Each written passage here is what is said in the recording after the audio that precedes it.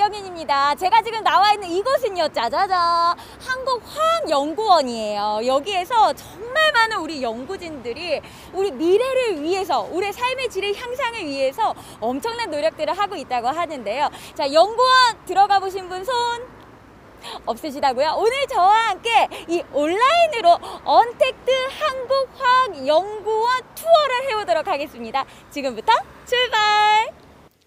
한국화학연구원에서 펼쳐지는 어서와 연구원은 처음이지. 자, 첫 번째로 만나볼 박사님은요, 제가 힌트를 하나 얻었습니다. 뭐냐면은요, 짠, 이거랑 그 다음에 또 하나 더 있어. 봐봐요. 짠, 이거. 여러분, 이게 혹시 어떤 걸로 보이세요? 자, 제가 조금 힌트를 드릴게요. 2020년 이거를 빼놓고 말할 수는 없다. 제가 이렇게 좀 얘기를 하고 싶습니다. 자, 들어가서 우리 박사님께 이거의 정체는 무엇인지 한번 들어보도록 하겠습니다. 따라오세요.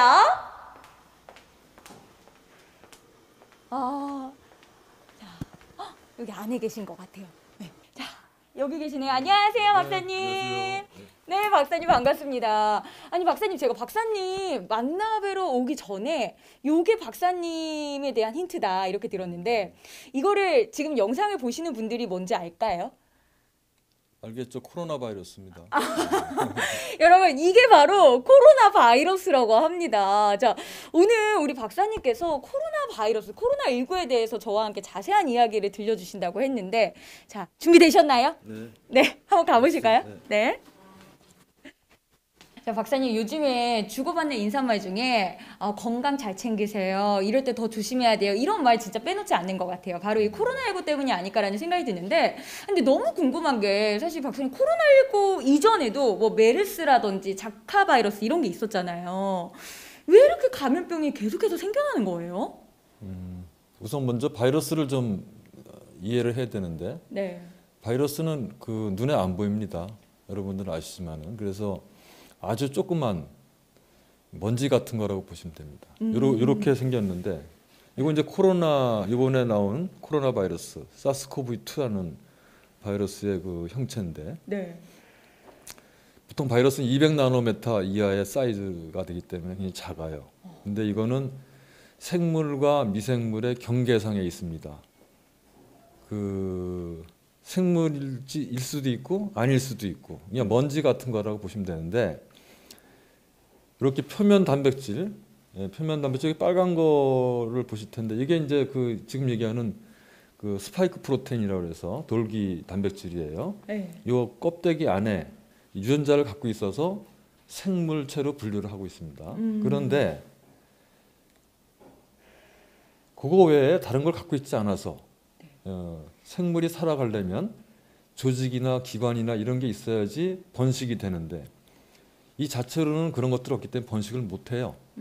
그러다 보니까 바이러스는 어떻게 되느냐, 자기가 번식할 수 있는 숙주를 찾아야 됩니다. 그 숙주에 자기가 들어가서 자기 있는 속에 갖고 있는 RNA나 DNA를 복제를 해서 번식하게 되는 거죠. 자기가 살 수 있는 숙주를 찾아야 돼요. 그러다 보니까 바이러스는 잠깐 변이를 하게 됩니다. 그러다가 원래 사스코브2가 예전에는 사람한테 안 왔었는데, 사스 바이러스가 그 사람 숙주를 활용하기 위해서 변이가 돼서, 이번 같은 경우는 사람 몸 안에 있는 ACE2라는 단백질, 그거를 표적으로 해서 사람 몸에 들어오게 됩니다. 그래서 거기서 번식을 하게 되죠. 그래서 지구온난화, 환경의 파괴, 변화, 이런 것들이 그냥 큰 문제가 되고. 아니, 박사님 말씀을 쭉 듣다 보니까 어찌됐든 간에 사람이 만들어 온 이 환경 때문에 문제가 되고 있고, 또 이 바이러스라는 요 못된 친구 같은 경우에는 또 이 친구들이 살아남기 위해서 계속해서 노력을 하다 보니까 뭐 옛날부터 시작해서 지금 코로나19에 이르기까지 바이러스가 계속 나오는 거네요. 아, 근데 우리 박사님께서 이 코로나19가 이제 딱 터지고 난 다음에 어찌됐든 간에 지금 우리나라뿐만 아니라 전 세계 분들이 지금 굉장히 힘들어하고 있잖아요. 이거를 대응하기 위해서 많은 노력을 좀 하고 계시다고 들었어요. 일단은 그 현재까지 진단 기술은 뭐 우리나라가 굉장히 잘하죠. 네. 전 세계적으로 K 방역이다 뭐 이런 얘기도 있고. 그래서 진단은 잘할 수 있는데, 결국은 뭐 진단이라기보다는 그 병에 걸리더라도 나을 수 있어야 될 거 아닙니까? 아니면 병이 안 걸리든지, 그러려면 백신 치료제 같은 것들이 이제 구비가 돼야 되는데, 적어도 아마 내년 정도 되면 백신 정도는 뭐 나오지 않을까 하는 생각을 하고 있습니다. 저희들이 개발한 백신 후보 물질은 지금 국내 기업에서 새롭게 만들어진 백신이기 때문에 전임상 연구, 동물을 활용한 연구를 좀 해야 되고, 그 다음에 그게 끝나고 나면 이제 임상에 들어갈 계획이고요. 치료제 같은 경우도 저희가 기술 이전을 했는데 그것도 역시 동물 시험이 아직 안 됐기 때문에 지금 현재 동물 실험을 전임상하고 있습니다. 그리고 그게 끝나면 이제 임상 결과를 얻어야지 우리들이 쓸 수가 있지 않겠습니까? 그래서 네. 그때까지는 시간이 많이 걸리니까 그 전까지는 정부가 하는 방역 통제 거기 정책에 잘 협조를 하시고, 그다음에 연구자들이나 기업에 개발하는 사람들은 하루빨리 시간을 다투서 백신과 치료제 개발에 몰두를 해야 될 걸로 생각하고 있습니다. 네. 자, 저도 사실 코로나19 바이러스가 터지기 전에는 이렇게 백신 하나가 나오기까지 정말 오랜 시간이 필요하다는 거 알고는 있었지만 이렇게까지 걸린지 사실 몰랐거든요. 참 힘든 상황 속에서도 많은 연구진 분들이 지금 노력을 하고 계신 것 같은데, 박사님 사실 지금 저희가 이렇게 영상을 찍고 있고 이 영상을 보시는 분들도요, 이 사이언스 페스티벌이 코로나19 때문에 온라인으로 중계되기 때문에 지금 이 사태가 벌어진 거거든요. 내년 사이언스 페스티벌에는 어떻게 저희가 온라인이 아니라 큰 축제장에서 만나볼 수 있다라고 확신의 메시지 한 번만 주실 수 있으실까요? 네. 지금 보면 네. 코로나19가 우리 건강의 문제도 되지만 이런 문제 때문에 우리 사회적인 거리두기, 그다음에 경제 활동의 위축, 전 세계적으로 굉장히 어려움이 많아요. 그래서 학생들도 또 학교도 제대로 못 가고. 맞아요. 그렇기 때문에 어떻게든 간에 빠른 시간 내에 백신이나 치료제를 우리가 개발을 해서 그게 있다 그러면은 뭐 사회생활하는데 하나도 문제가 없죠. 그래서 그게 나오기를 기대하고 있고, 내년쯤 되면 아마 그런 것들이 많지는 않아도 네. 뭐 한두 개 정도 개발이 되면 아마 지금보다는 좀 더 자유로운 이런 활동을 할 수 있지 않을까 이런 생각을 해요. 그래서 내년에는 기회가 된다 그러면 좀 더 모여서 같이 할 수 있는 시점이 됐으면 좋겠다 이렇게 생각하고 있습니다. 네, 감사합니다, 박사님. 코로나19 때문에 정말 많은 노력을 하고 계실 텐데요. 건강 조심하시고요. 네, 자, 우리 코로나19 물러가라 하고 맞춰볼까요? 네, 자, 코로나19 물러가라. 물러가라. 여기 이렇게 딱 들어오자마자 이 한국화물은행의 역할부터 뭐 종류, 성과, 뭐 개발 사례 다양한 것들이 이렇게 되어 있는데, 박사님 한번 만나보도록 하겠습니다. 박사님 안녕하세요. 안녕하세요. 네. 네, 박사님 사실 은행이라고 하면은 은행원이 있어야 되잖아요. 네. 여기에서는 박사님이 은행원 역할을 하고 계시겠죠? 그렇죠. 구체적으로 여기 어떤 곳인가요? 우리가 보통 은행이라고 하면은 네. 돈을 맡기고, 그 다음에 이제 맡겨놓은 돈을 갖다가 이제 찾고 빌려주고 뭐 이런 일들을 하는 게 은행이잖아요. 네. 근데 이제 화물은행 같은 경우에는 돈 대신에 화물을 갖다가 맡기고, 그 다음에 이제 이걸 갖다가 좀 필요한 다른 사람들한테 쓸 수 있게 하는 그런 일을 하고 있죠. 일례로 들면은 뭐 여러분들 아마 이제 코비드19는 다 알고 계실 테니까 거기에 쓰이는 약물들도 있거든요. 그래서 거기에 쓰이는 약물들을 갖다 미리 만들어서 넣어놓으면 필요할 때 갖다가 쓸 수도 있고, 이렇게 해서 여러 사람들이 쓸 수 있도록 하는, 본인은 다 쓰고 나서 남은 것들을 갖다가 여기다 모아둠으로 인해서 우리나라에 있는 그 신약 개발하는 모든 연구자들이 함께 쓸 수 있는 걸 만들어 놓는 거가 은행이라고 하겠습니다. 을 가지고서 돈을 마치 빌려주고 돈을 다시 갚고 그런 게 가능하다라는 거잖아요. 그렇죠. 예. 그러면 한번 돈처럼 화물도 눈에 보이나요? 그렇죠. 진짜요? 네. 네. 여기에요? 예. 네, 가보시죠. 야, 여기로 말할 것 같으면 은행에 있는 금고 같은 곳인 것 같아요. 화물을 보관해 놓는 거. 어머, 너무 네. 추워. 너무 추워, 대표님. 너무 춥죠? 너무 추워, 너무 추워. 여름에도. 박사님 너무 추워요. 자, 여기가 영하 4도씨예요. 영하 4도에 화물이 보관해야 되는 특별한 이유가 있을까요? 그렇죠. 일반 물질들은 그냥 공기 중에서도 일반 실온에서도 안정할 수 있지만 대부분의 경우에는 변질될 가능성이 크겠죠. 그러니까 온도하고 습도가 낮을수록 안정하거든요. 그래서 마이너스 4도씨에 저희가 보관하고 있습니다. 여기는 습도도 50%고 네. 그 다음에 그 온도도 마이너스 4도씨로 해서 항온 항습을 유지해서 화합물이 안정하게 오랫동안 보관할 수 있도록 잘 저희가 유지하고 있습니다. 아니 여러분 얼마나 추운지 안 느껴지신다면 우리 박사님 안경에 소리가 네. 이 정도로 지금 이곳이 굉장히 추워요. 네. 자 여기 그러면은 화합물들이 좀 어떤 것들이 있는 거예요? 여기에 보면은 굉장히 많은 화합물들이 다 우와. 거기가 되어 있어요, 보관이. 네. 지금 보면은 여기 하나하나마다 80종씩이 있으니까 저희가 65만 종의 화합물이 여기 보관하고 있거든요. 네. 그래서 모든 것들이 여기에 바코드가 되어 있어서 네. 바코드를 찍으면 얘가 어떤 모상을 가진 화합물인지를 우리가 알 수가 있죠.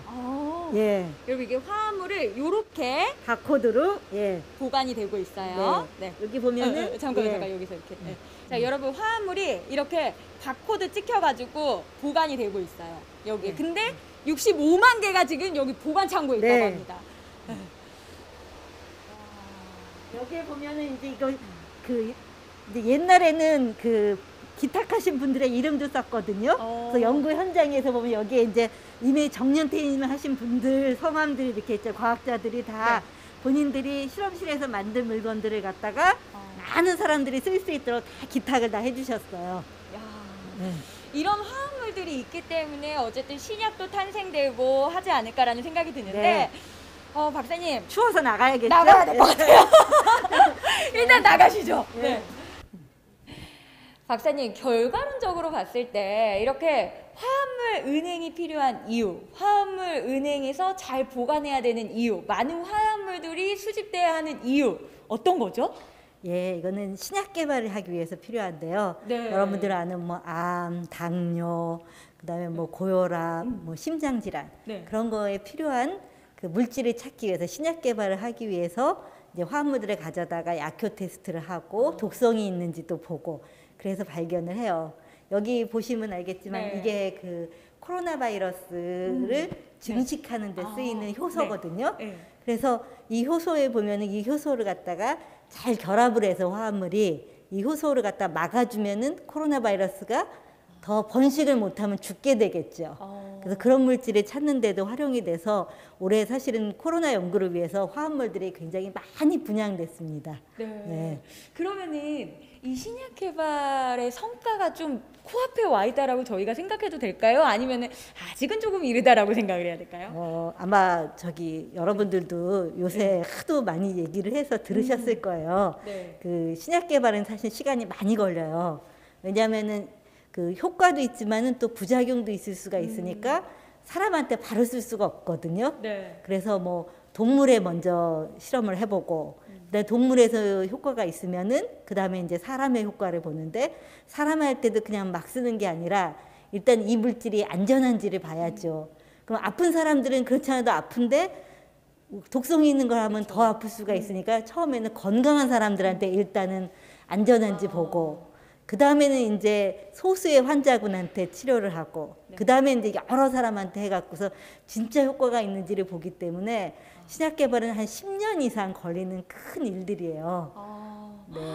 정말 이 약 지금 먹고 있는 감기약, 뭐 콧물약, 네. 어지럼증, 두통약 이런 것도 결론적으로는 다 이런 화합물들을 통해서 탄생이 된 거네요. 그렇죠. 네, 이 한국화합물은행을 제가 쭉 둘러보니까 박사님, 우리가 은행에 가는 이유는 사실 돈 때문에 가잖아요. 네. 근데 여기는 그런 은행보다 훨씬 더 중요한 역할을 하고 있다는 생각이 드는 게 돈보다 중요한 게 건강이니까. 그럼요. 네, 건강을 책임지는 것이 또 우리 박사님과 연구진 분들이 아닐까라는 생각이 듭니다. 네. 네, 너무 고생 많으시고요. 저희 파이팅 외치면서 한번 끝내볼게요.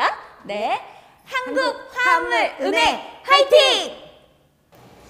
야, 여러분 일단은요 제가 장소를 한번 옮겨보고 또 여기에 오면은 이 안전모를 꼭 써야 된다고 해서 제가 착용을 했습니다. 자, 우리가 이 전에는요 이제 코로나 바이러스라든지 다양한 바이러스에 대해서 알아봤잖아요. 여기는 소재 부품 장비 분야에 대해서 이제 한번 알아가 보는 시간 준비했습니다. 박사님 모셔볼게요. 박사님 어서 오세요. 네, 안녕하세요. 네, 박사님 일단은 제가 이 전에 갔던 그 연구소랑은 완전 다른 분위기예요. 네. 약간 이렇게만 봤을 때는 화면상에서 살짝 이제 뭐 드릴 같은 거 이렇게 해야 되고 뭔가 그런 느낌이 나는데 여기는 어떤 곳이에요? 네, 저희 계면재료 화학공정연구센터는 계면재료의 대표적인 불소 화학 소재의 생산 공정을 개발하는 곳입니다. 아니 일단은 이름 자체가 굉장히 어려워요. 여기 어떤 곳이라고요? 계면재료 화학공정연구센터입니다. 네. 계면재료화공정연구센터. 네. 근데 제가 중간에 이제 불소라는 단어를 들었는데 불소라고 하면은 아마 저랑 나이대가 비슷하신 분들은 아실 수도 있어요. 왜 한 줄로 쫙 서가지고 금요일이었던 것 같아요. 선생님이 입에다가 이렇게 물 같은 거를 부어준 다음에 입안을 이렇게 각을 하는 식으로 뱉어내고 했던 게 불소잖아요. 근데 이 불소가 치약에도 사용될 뿐만 아니라 다른 여러 곳에서 좀 사용이 되나 봐요. 네, 불소 재료는 치약뿐만 아니라 다양한 곳에서도 실생활에서 사용되고 있는데요. 대표적으로 프라이팬을 보시면은 이제 프라이팬 테프론이라는 불소 소재가 코팅되어 있어서 음식물이 달라붙지 않게 요리를 할 수가 있게 되고요. 그 외에도 휴대폰 지문 방지 코팅이라든지 방수 등산복 등에서 다양하게 활용되고 있습니다. 야, 제가 진짜 생각했던 그 불소가 정말 이렇게까지 다양한 분야에서 활용이 된다 생각해 본 적이 없는 것 같아요. 근데 이게 불소 화합물이 원래는 우리나라에서 만들 수가 없었다고 그랬는데 지금 이게 가능한가요?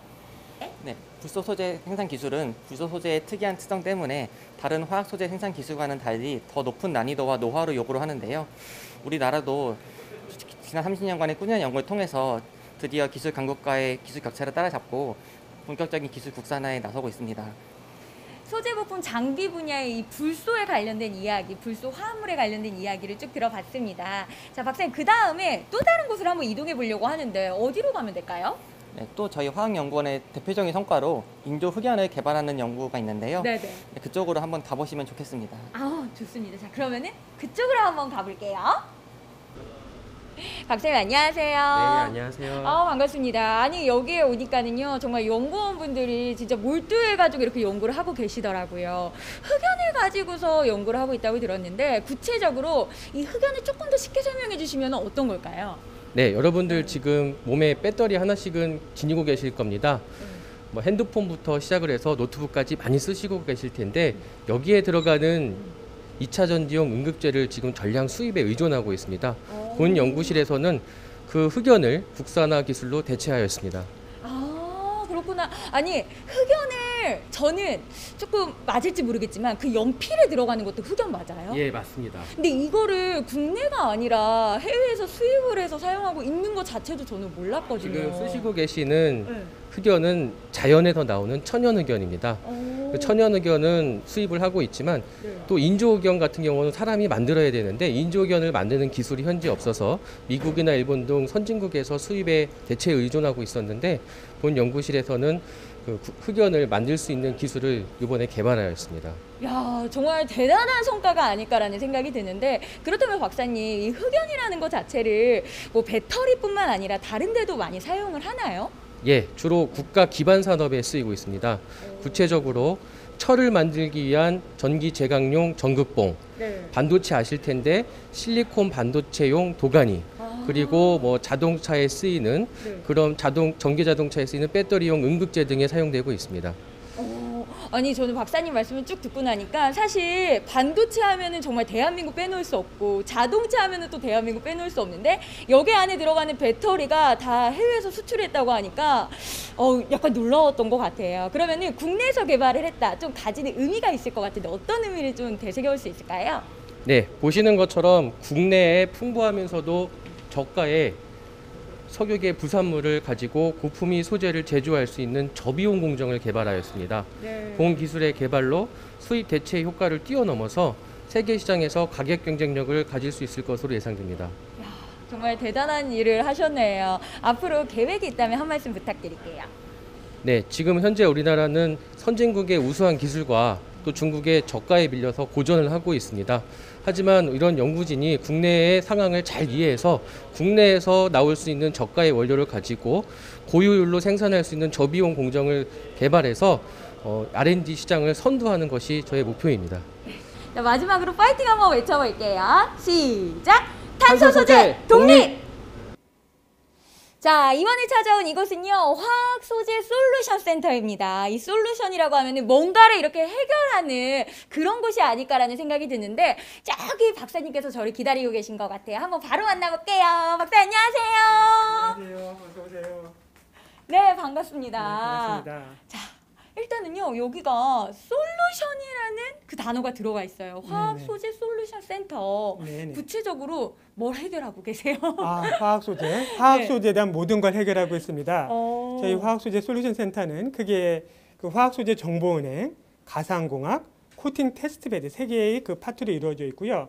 그 화학 소재에 대한 여러 가지 기술적인 정보를 제공하고, 그다음에 그 소재가 만들어지는 가공되는 물성을 또 예측하는 그런 데 지원을 하고 있고, 또 화학 소재를 평가할 수 있는 큰 규모로 평가할 수 있는 그런 코팅 테스트베드를 구축하고 있어서 화학 소재를 갖고 제품화까지 만드는데 전반적인 내용을 다 해결해 드린다고 할 수 있습니다. 야, 진짜 이 솔루션이라는 단어만 들어도 뭔가 믿음이 가는데 우리 네. 박사님의 말씀을 듣고 나니까는 이런 곳이구나라고 혹시 짐작이 오시나요? 조금 더 쉽게 가볼게요. 박사님, 네. 여기 뒤에 있는 필름들은 어떤 거예요? 필름은 정말 많이 사용되고 있는데요. 가장 많이 사용되는 게 여러분들이 매일 보고 있는 휴대폰, 그다음에 모니터, TV에 아주 많은 필름들이 사용되고 있습니다. 네. 이 필름 같은 경우는 투명하면서 전기가 흐르는 그런 차세대의 그런 필름이라고 할 수가 있는데요. 네. 여러분들 맨날 그 휴대폰을 보고 터치 많이 하시죠? 맞아요. 그 터치를 하려면 기본적으로 전기가 흘러야 됩니다.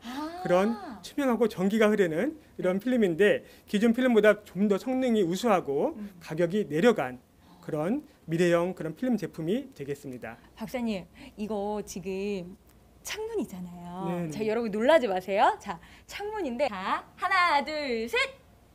하나, 둘, 셋. 저 되게 너무 깜짝 놀랐어요. 이것도 필름으로 만들어졌다고요? 네, 맞습니다.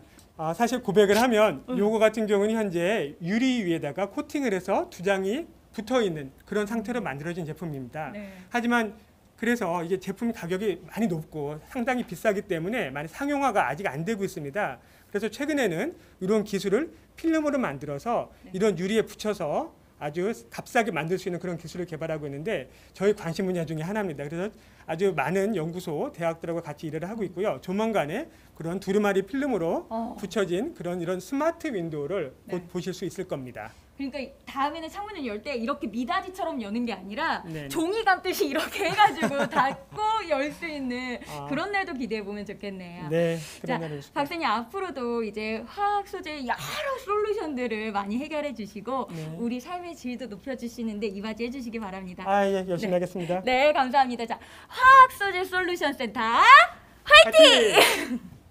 자, 이번에는요, 에너지 소재 분야에 대해서 한번 이야기를 들어보려고 하는데, 여기에서는요, 에너지 효율은 높여주면서, 그리고 우리 환경도 생각해주고 하는 친환경 소재, 그러니까 실외기가 없는 에어컨을 개발하고 있다고 합니다. 박사님 모셔볼게요.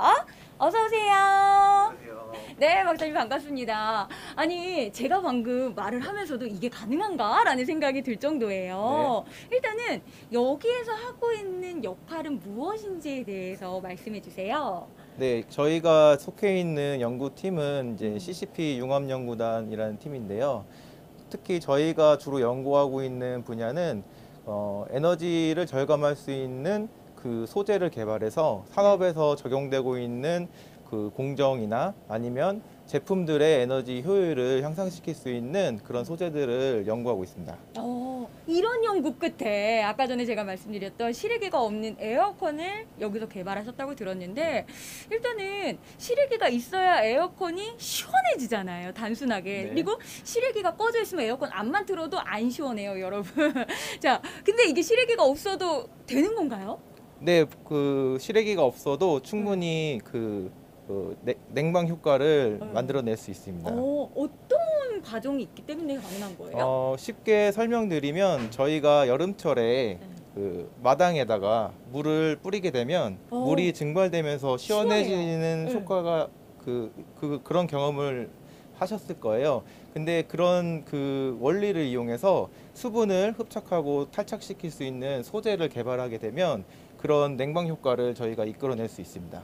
야, 그러니까 시리기가 없이 그냥 그 흡착하고 탈착하는 과정만으로도 시원한 이 공기를 마실 수가 있는 거네요.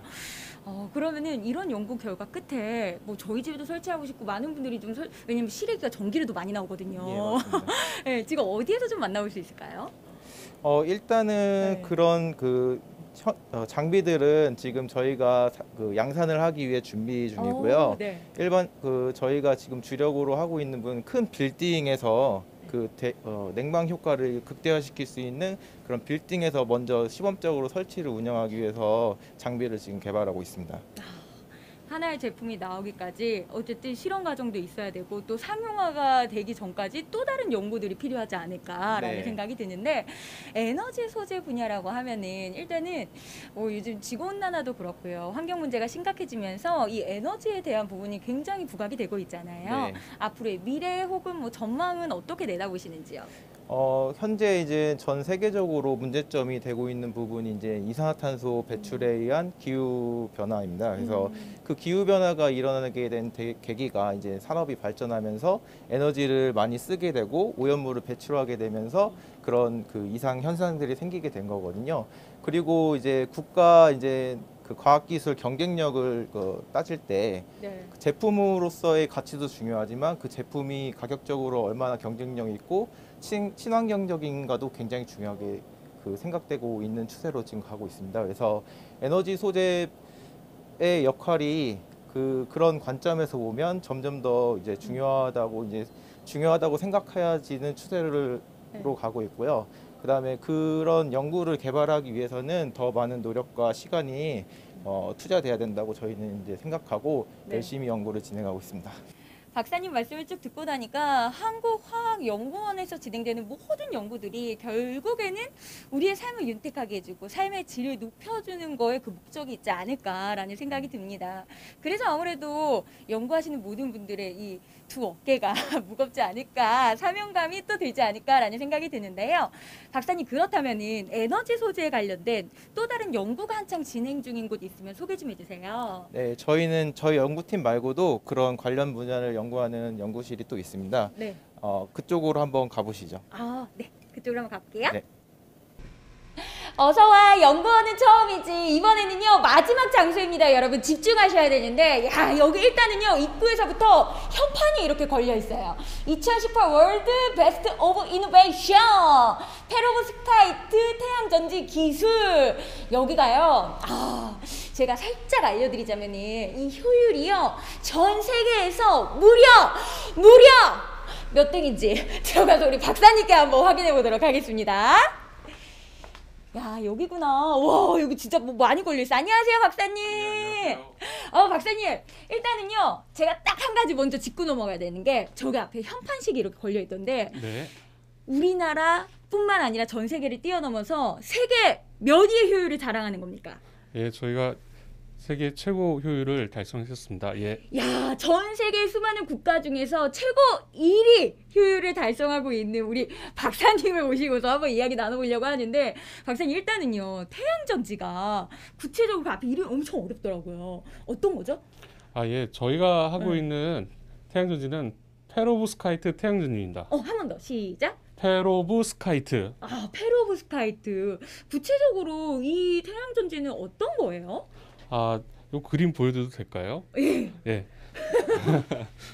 예. 여기 보이시는 광물 보이시죠? 네. 이게 천연 광물이에요. 그래서 우리가 자연에서 볼 수 있는 그런 그 티탄성 칼슘이라는 광물인데요. 이 광물의 결정 구조를 이제 연구를 했어요. 그래서 사람들이 열심히 연구를 해서 이런 구조를 갖고 있다 이제 알게 됐죠. 그리고 나서 러시아 광물학자가 있는데요. 이름이 페로스키예요.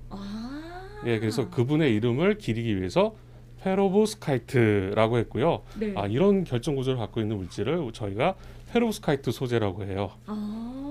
예, 그래서 이 페로브스카이트 소재는 간단한 유기물과 무기물을 섞어서 만들 수 있거든요. 굉장히 값이 싸요. 그리고 보시는 것처럼 용액에 잘 녹아요. 그래서 용액을 가지고 쉽게 코팅을 해서 아주 얇은 필름을 만들 수 있거든요. 그걸 통해서 저희가 태양 전지를 만들고 있습니다. 그렇구나. 여러분 이 태양전지 하면은 어떤 장면이 좀 떠오르세요? 저는 개인적으로 휴게소에 이렇게 태양열 그 지붕이라고 하죠. 이런 게 떠오르는데 그 비슷한 모양이 지금 여기에 있어요. 예, 그래서 네. 저희가 만들고 있는 태양전지는 다음과 같이 페로스카이트 태양전지고요. 앞서 말씀드린 것처럼 굉장히 얇은 필름을 만들어서 이렇게 보이시는 것처럼 이제 태양전지 셀 이런 모듈을 만들고 있습니다. 박사님, 이 태양전지 셀이 엄청 얇다고 하셨잖아요. 근데 기존에는 어느 정도였고 지금 개발한 거는 또 어느 정도의 두께로 얇은지 비교를 좀 해주세요. 예, 지금 저희가 개발하고 있는 페로스카이트 태양전지에 사용되는 이 필름은 머리카락 두께에 보다 더 얇습니다. 진짜요? 예, 그래서 저희가 아무리 다 두께를 해도 1 마이크로미터 정도가 안 되거든요. 그래서 그렇게 얇은 두께이지만 페로스카이트 소재는 굉장히 빛을 잘 흡수하기 때문에 이런 얇은 두께에서도 많은 빛을 흡수해서 사용할 수 있습니다.